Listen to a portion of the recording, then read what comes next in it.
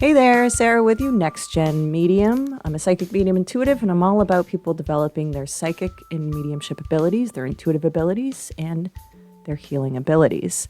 My website is nextgenmedium.com, and I've got this YouTube vlog where I like to talk about stuff and usually focus on Reddit questions, what people have in the subreddits of spirituality and psychic and mediumship and stuff like that. Okay. So I found a question, and I'm going to give my thoughts. Okay. I'm going to start this like this. But yeah, all right, let's just get to it. Reddit, spirituality. The headline is Ascension Flu, question mark. Okay. I'm going to be super blunt and honest here, but I'm going to read the question. Hey everyone, I started my spiritual journey last August, and around the second week of October, I felt like I was really transformed because I started doing cacao meditations, and that's when I bought my first Synergy 12 crystals. I've been feeling some of the Ascension Flu symptoms, like waking up randomly between 2 and 4 a.m., headaches, dizziness, weird tummy feeling, been seeing 1111 like crazy. And this Saturday, I felt like my sinus and throat is clogged, but there's no phlegm or whatever. I feel like I'm about to get fever. Got COVID tested today too, lol, just to make sure. Can you guys enlighten me on this? Is this supposed to last long or what? Do I need to do anything? Question mark. Thank you. Sending love and light to everyone. Love and light to you as well. And I hope you feel better soon. All right, super blunt, Sarah. You don't need to buy this shit. You don't need to do cacao meditations. I don't even know what cacao meditations is. Hey, maybe that could help. I don't know. You don't need to buy crystals. I don't even know what an ascension flu is. There's symptoms to it. Okay, hold on. I'm starting to get some bad vibes. I don't want to pass that along. This is what I will say, though.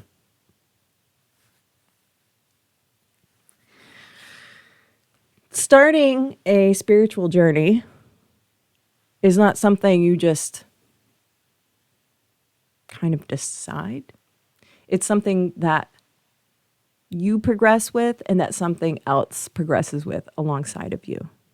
So to say, well, I started my spiritual journey and then 3 weeks later, I started feeling transformed. The way that you're talking about this doesn't feel to me that you have had a spiritual awakening, which I'm feeling like maybe that's what we're talking about. I feel like you're on the internet too much with this shit. I'm going to be honest. I feel like you've been reading too many books from someone else's truth of how things work and why they work. And listen, when you want to get into the spiritual stuff, you're going to do that because you don't think that you are capable of providing that for yourself. Well, I'm here to say you are capable of doing it yourself. There's a lot of stuff out there that is bullshit. A lot of it. Crystals, listen, I'm not going to say that they don't work, but you don't need them. You don't need tarot cards or tarot cards. Those help with messaging. They help direct your energy, but you don't need them. Like all this material stuff that goes along with spiritualism, you don't need it in order to have a spiritual awakening. Information you do need, but the material crap you don't. And the other thing is that there's going to be so many websites and internet things that are going to steer you towards these weeds of how things are supposed to be and stuff that, you know what, it could have truth to it. I got to be open to possibility, all the possibilities. But if you're just starting out, you just need the basics. You know what? It irritates me seeing, by no fault of your own, who posted this, because you don't know, But it irritates me that people are taking control of the spirituality stuff with materialistic stuff and then other things that really don't matter. It's all distraction. It's all ways to make money off of you. All right, I'm going to my website. Okay. I almost feel like just busting it out and just doing this. Hold on. I got to think here. No, I got to go to my Google here. All right, here's what you need to know. There are very foundational things that will set you up for your spiritual journey. Okay? And you're going to find this stuff everywhere. But will you see it condensed into very simplistic things? Probably not. Will they be using a lot of terms that make you feel dumb because you don't know what it means and you don't understand how it works?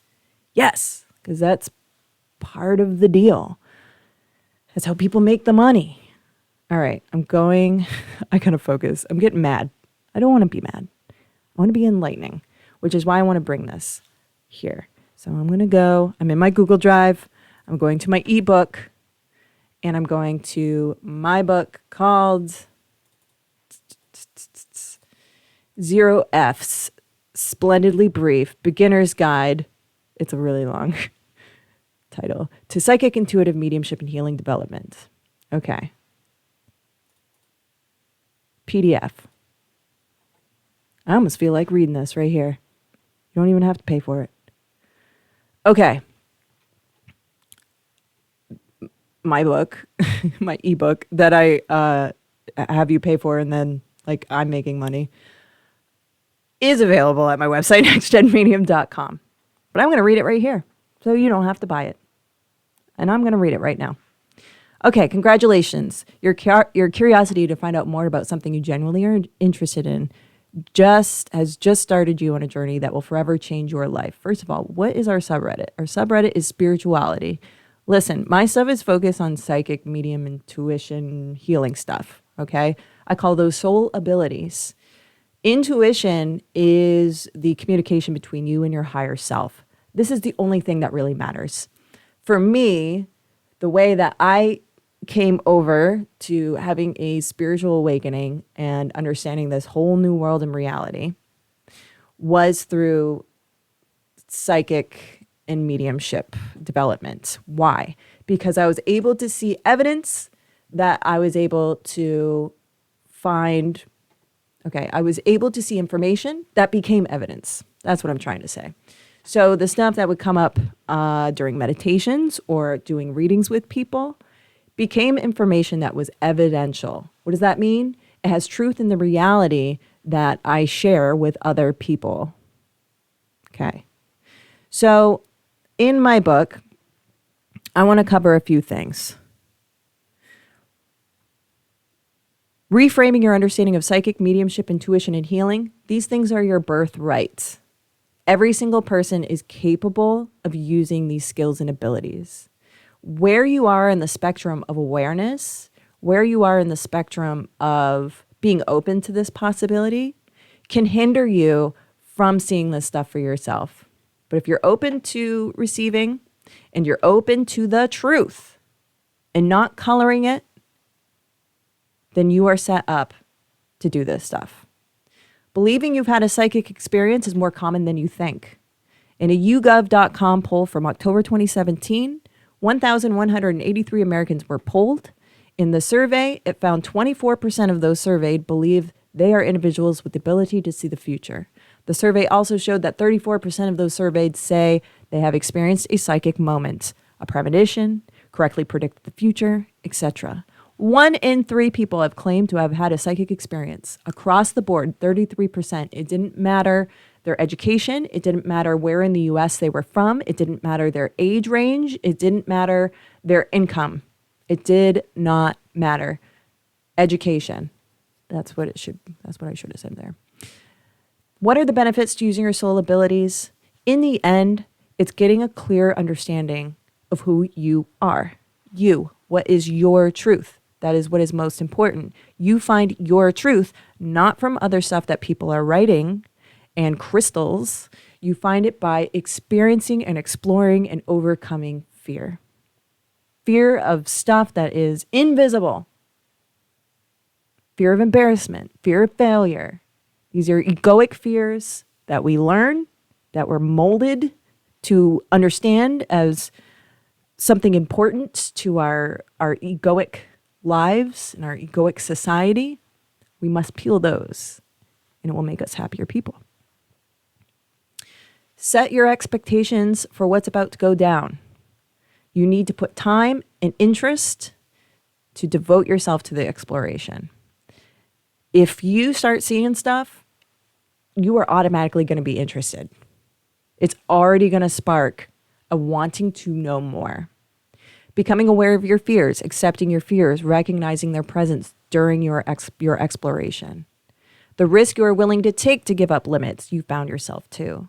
And accepting that your imagination is a place of information and not make-believe. So one thing you need to recognize is the physical world versus the soul world. Something you'll come across is that people will talk about the spiritual world as if it's something separate from the physical world. So what do these two terms mean? The physical world, I'm laying this all out for you. This is all you need. The physical world is the world that our bodies share. We are physical, biological beings. We share our 3D world experience with oceans and plants and animals and other human beings. The spiritual world, however, is a connection with something that seems separate from the stuff that's going on in the physical world. Is it up there? I don't know. Is it over there? I don't care. All I know is that the experience of what happens in the spiritual world has many different rules than what happens with our physical world. Amongst us humans, those rules versus the spiritual soul world, those are different rules. And actually living rules with the spiritual world, a lot easier than the rules that we have going on down here, over here, up here, around here, whatever. It can be thought of as an alternative reality that parallels our own. I don't know. There does seem to be a difference, though. Next up, soul senses. So this is a term that we use in order to explain how we take in information using soul abilities. When I say soul abilities, I'm talking psychic, medium, intuitive, healing. Maybe there's more terms that go along with that, but I'm trying to keep it super basic so that we can all be on the same page. Soul senses. I'm just going to name 4. Because when you're first starting out, 4 is all you really need. And these 4 are probably the clearest to understand when you're foregoing the experience. Oh no, I gotta go pick up my daughter pretty soon. So I gotta make this quick. So we have clairvoyance, that's clear seeing. Just as you see the world visually with your eyes, you close your eyes, you get those pictures in your brain. Clairvoyance, it's the same thing.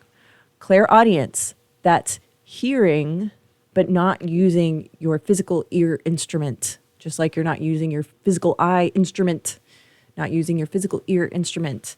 I don't know what that's like because I've never really experienced that before. That is not a very strong clair for me, apparently. Clair empathy, soul sense of feeling others' emotions. You've heard the term empathy. What's the term everybody uses? I'm an empath, right? I hate that. But you have higher clair empath ability. I guess that's how you could put that, as opposed to saying I'm an empath. Well, we all have that capability of empathically taking in information. It is one of the soul senses. Claircognizance, clear knowing. This is when information just pops out of nowhere. This happens to me when I play Jeopardy. All of a sudden, I will visualize a number, and that will be the answer. Or I'll just get a thought of a name that pops in my head. I don't know the information, Like I couldn't, if someone asked me, oh, do you know who the president was that did blah, blah, blah, blah, blah? I would probably be like, yeah, I don't know. I got to think about that one. But when I'm playing Jeopardy, it just pops in my head. Boom. Now, would I go on Jeopardy to try it out? Probably not. Soul abilities. Again, this is your intuitive, your psychic, your mediumship, your healing. These are different modes that your soul senses are taking in information. So your soul senses take in information that could be considered psychic, because psychic is in the future or in the past. You weren't there, or you haven't been there, but you're able to capture that information, maybe by clairvoyance, maybe by clairaudience. Mediumship is when you're talking to dead people. Healing is when you are capable of moving energy so to such a nano level that it actually shifts biology. I'm still wrapping my brain around that. Intuitive ability is you aligning with your higher self and able to take in information where you feel what the information is. How you feel is how you can interpret what your intuition is trying to tell you. Okay. Source. What is it that's controlling all this? It doesn't matter. Moving along. Meditation basics. Close your eyes. You don't have to do this, but that's automatically what I did. Close your eyes. Just let things come. You breathe. You got to find a way to have sort of a shift. So you could do the 3 breaths in and out, deeper and slower than before, and then shift. Blank slate. That's your baseline. Recognizing your baseline, where you are when you're able to be still, is understanding your energy. Understanding your energy allows you to have references to other people's energy. So people who are coming in who are dead, how is their energy different than mine? What energy are they bringing in that's abnormal for me? Understanding that baseline is understanding communication, because you take in information through how your body feels, the emotion you feel, the imagery that comes through, what you're hearing. Sometimes you can get a physical feeling that relates to the person that you're talking with, supposedly. I say that because I have another understanding of how mediumship works. But nonetheless, this is information you're getting. So understanding your baseline by doing meditation, figuring out what feels normal for you in your body, in your mind, understanding what the energy feels like makes it possible for you to compare it to other stimuli that comes in. What's abnormal? Okay. How to meditate, just sit, breathe, and just open up. So opening up is when you are in that blank space and you're actively reaching out, sort of with the tendrils of your energy and mind. You can almost visualize what's around you in your mind. You can hear sounds that are far away or close to. You're taking in information, you're taking in energy. Now, what we will come across, I'm going to try to make this quick because I got to go get my daughter, is that we get trapped in this place where, oh, I think I'm just imagining that I'm seeing a woman and blah, blah, blah, blah, blah. Get past the fact that you think imagination means nothing. Imagination means something. Get in that frame of mind. And then information comes to you in a much different way where you're much more open to what comes through. Don't criticize, don't question, just let it come through. And with meditation, it's just you in that. Like, just let it be, let it happen. Why judge yourself in this circumstance? You won't get anywhere with that. Okay. So reframe. Imagination is possibility, not imagination is reality. Imagination is reality of the future. Maybe that's another way to think about it. Okay. Next up, you're observing the messaging. So things are coming through. You're taking in what is being given to you. Alternatively, when you observe, you can also have questions in your mind. So I'm seeing my husband's grandfather who has passed. I see his hand in his pocket, and it seems like he's playing with something in his pocket. This sounds like a terrible story. This actually happened, and it's not that bad. But in my mind, I'm going, what's in his pocket?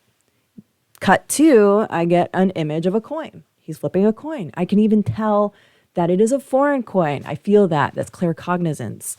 And I also can see that it's a big coin. It's kind of odd for it to be so big, but I can also sense that it is foreign. I got confirmation of this information later that my husband's grandfather, when he was younger, raising his children, he carried around a coin in his pocket that was a British coin. And it was a little bit bigger, and it's actually discontinued. So that was something special about the coin. And there's that. So not only was I observing, I was also questioning to get more information. It is conversation. It's a back and forth. So next, defining meaning in your message. This might take time to figure out, but sometimes it is what it is. Sometimes you don't have to go too in depth with it. My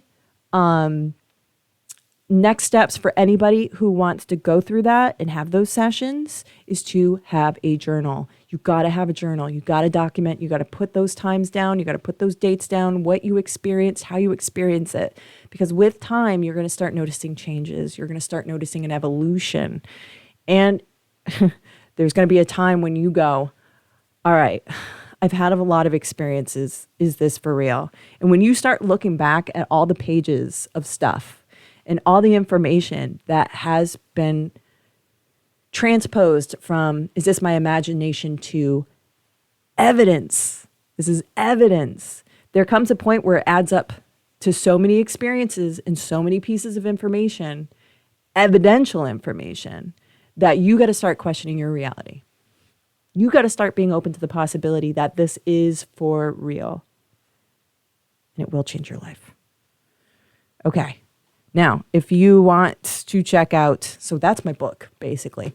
But if you want to check out exercises and worksheets that I also have as part of this, this is stuff that is just taking a look back at your history and reframing your history to say, hey, there's a possibility that this stuff that's accumulated so far in your lifetime is showing you your psychic ability.